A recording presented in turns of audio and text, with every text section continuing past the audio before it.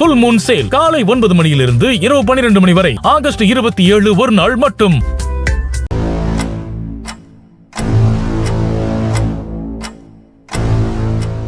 நானும் எத்தனையோ கிட்னாப்பிங் கேஸ பத்தி எல்லாம் கேள்விப்பட்டிருக்கேன். கடத்திட்டு போய் சித்திரவதை பண்ணுவானுங்கன்னு தான் தெரியும். ஆனா இவனுங்க என்ன சிஸ்டர் இப்படி இருக்கானுங்க?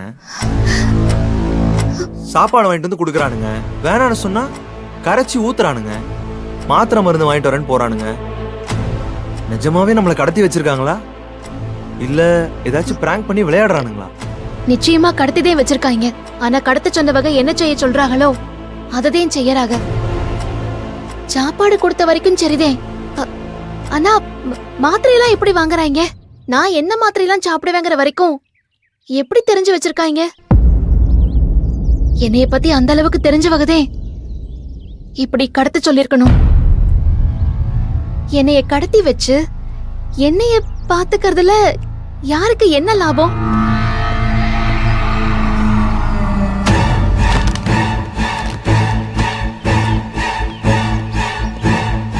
நான் தான் அப்பவே சொன்னேன்டா. டேய் தண்ணி எடுத்துட்டு வாடா. வாங்கடா.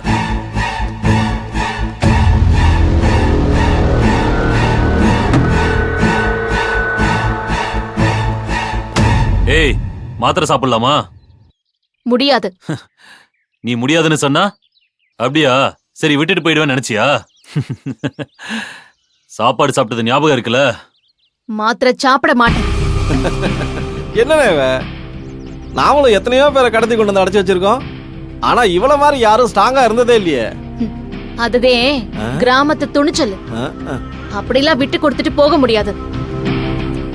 சாப்பாடு கொடுத்துப்பட்டோம், மருந்து மாத்திரையும் கொடுப்போன்னு பெருமையா நினைச்சுக்கிறாதிய.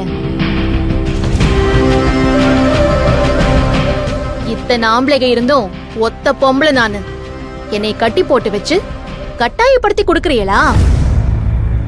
இது பெருமை இல்ல, வன்முறை. ஏய் சும்மா கிராமம் நகரம்லாம் பேசிக்கிட்டு இருக்காத. ஏய் இவ தைரியத்துக்கு காரணம் என்னன்னு தெரியுமா? அந்த அளவுக்கு பெரிய பெரிய ஆளுங்களா இவளுக்கு சப்போர்ட்டா இருக்காங்க. அதான். அண்ணே பெரிய ஆளா? அது யாருண்ணே இவ்வளவு தெரிஞ்ச பெரிய ஆளு? அது யாரோ ஒரு பெரிய பணக்காரன்டா, ஏதோ கம்பெனி முதலாளியாமா. அவனுக்கு நிறைய பிசினஸ் இருக்கான். அவன் பேரு கூட மகேஷ். மகேஷ் சாரா இவளை காணோனதும் இவ போட்டோ எடுத்துக்கிட்டு தெரு தெருவா சுத்தி தேடிட்டு இருக்கான். கடைசியில என்கிட்டயே வந்து போட்டோ காமிச்சு கேக்குறான்.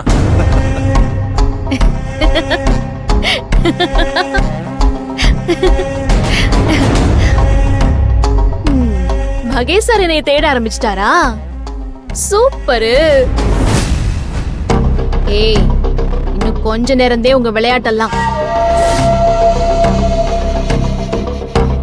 மகேஷ் சார் நிச்சயமா இந்த இடத்தை கண்டுபிடிச்சு வந்துருவாரு. அவ்வளவுதான், நீங்கெல்லாம் ரெடியா இருங்க ஜெயிலுக்கு போக. என்ன இவ்வளவு கான்பிடண்டா சொல்றா? ஏய் அவ வந்ததுல இருந்து இப்படிதான்டா ஏதாவது சொல்லிக்கிட்டே இருக்கா. ஏய் ஒழுங்கா மாத்திரையை சாப்பிடு. குடு குடு, சீக்கிரம் குடு. நீ கொடுத்தாலும் நான் வாங்க முடியாதுல்ல, கையதான் கட்டி போட்டிருக்கியல. அதனால பரவாயில்ல, மாத்திரைய வாயில போடு, நான் சாப்பிட்டுக்கிறேன்.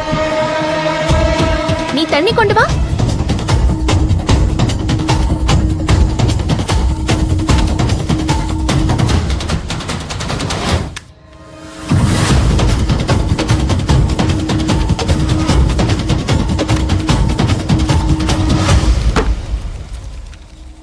வாங்கடா. ஏய் நில்லு. நைட்டு சாப்பிட என்ன வேணும்னு கேட்காம போற?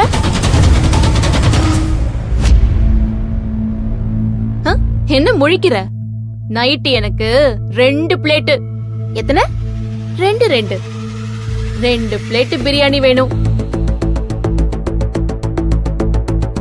என்ன ஒண்ணும் சொல்லாம அமைதியா நிக்கிற? வாங்கிட்டு வரியா? வாங்கி தர.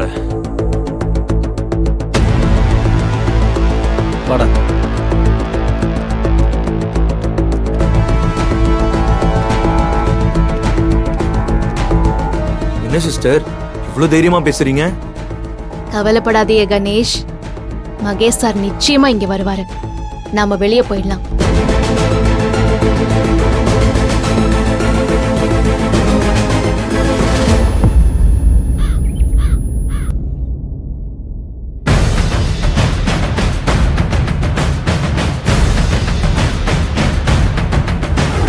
அப்படின்னா டைவர்ஸ் நோட்டீஸ் கொடுக்கவோ லெட்டர் எழுதி வச்சுட்டு போகவோ ஆனந்திக்கு எந்த அவசியமும் இல்லையே. இல்ல சார், அதுக்கு சான்ஸே இல்ல. அப்படின்னா அவளை யாரோ கிட்னாப் பண்ணி கூட வச்சிருக்கலாம்.